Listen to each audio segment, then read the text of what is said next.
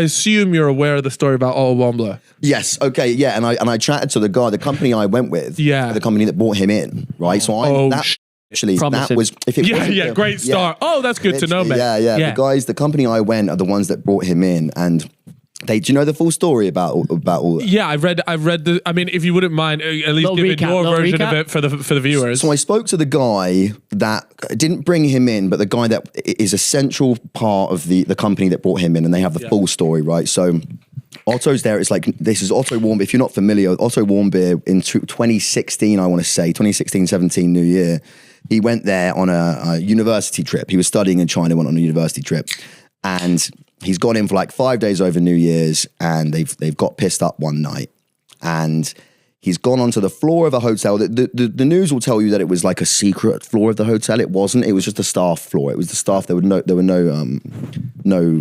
guests on it, and he's pissed up at like 2 a.m. and this is the last night before they're supposed to leave the country. And there's a poster on the wall that says something like, long live Marshal Kim Jong-un, da-da-da. And he's ripped it off the wall, tried putting it in his bag, hasn't fitted in his bag, and he's just left it on the floor. And he's left, and he's gone to bed, right? Woke up, didn't tell anyone about this. Again, I think they probably could have dealt with it if he told someone, and they could have said, look, they could have gone straight to the hotel staff and they could have explained. But he didn't tell anyone. He just went straight to the airport, and he's about to get on the flight, and agents storm the airport. Literally, as he's on the plane, and one of the guys that was in his group turns around and says, "That's the last time we see you." As a joke, he goes, "That's the last we see of you, Otto." And they got on the plane, and they said they showed the CCTV. They have CCTV footage of him doing it, and they said, we've taken him back to Pyongyang and put him in custody. And yeah, man, he spent, I think he was there for 17 months, and after 17, he got 15 years hard labor. Yes, 15 years in prison, hard labor.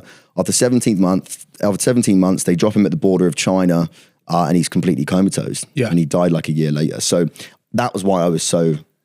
Yeah, mate, because that story in general, he essentially became a political pawn. Yeah, with the US, and they used him to negotiate a lot of stuff. And I would imagine, at least for me, that would always be playing on my mind. Like at the end of the day, they could just say to you, you said something bad about Marshal Kim Jong-un, and you go, well, no, I didn't, and they go, it doesn't matter. Yeah, we've sentenced you to XYZ. You are now a political pawn. Yeah, exactly. Or they just say you filmed something you weren't supposed to film. Whatever, like the smallest misstep, they could turn into a very valuable piece of kit. Yeah, man. Or even the moment in the friendship house. Yeah. Dude, that could have been it. Up as well, man. That shut me up because in my head he goes, "Do you want to come and write something in the book?" And in my head I'm like, "What the fuck do I write?" And I've been, when you stay in like a hostel abroad, and there's a guest book, just corny shit. You just write some corny shit like a fucking 8-year-old would write, on her birthday wish list. I wish peace for the world and world peace, and I just wrote that shit because I didn't want to write thank you for Kim Jong-un. I didn't want to write anything bad, so I just was like, well, I'll stay neutral. And yeah, man, it was just like you could hear the silence in the room as they looked at this thing, man. I was shitting my pants.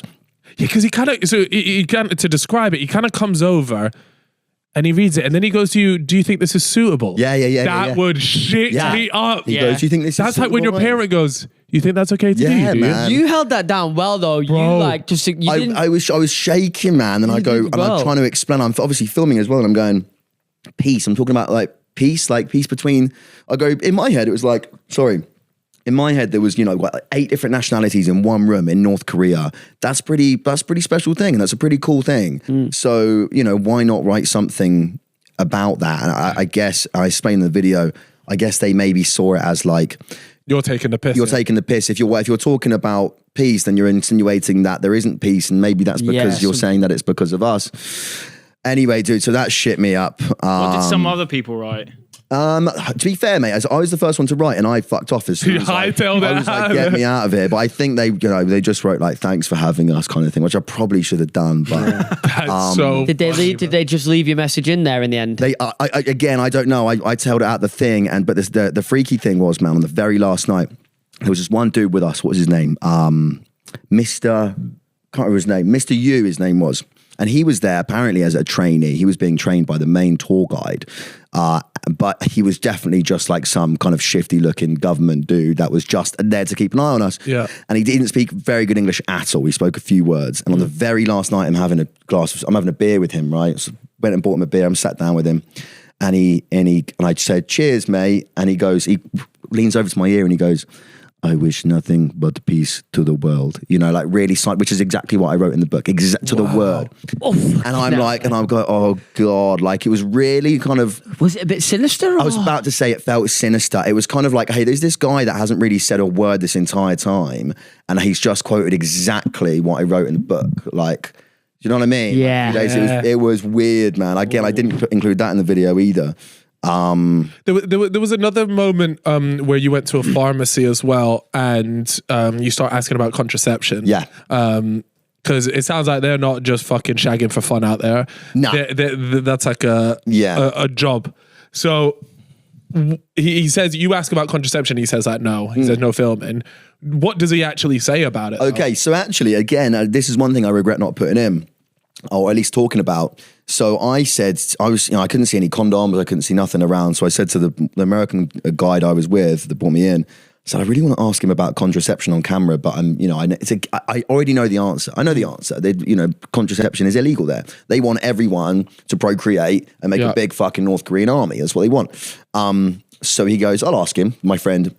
So I'm filming, and I go, hey, anything about contraception? And then the guy turns the camera off.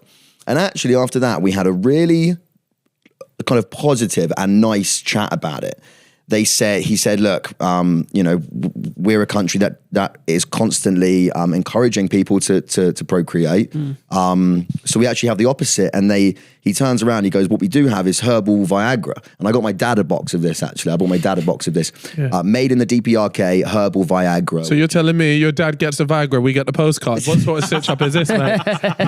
Come on. I think he needs them more than you. Yeah, I hope so. Yeah, after a few beers, man. Yeah. So yeah, man. So actually, we had a really honest chat about it, and it was a chat I wasn't expecting to have. We talked about it, and he was honest with us.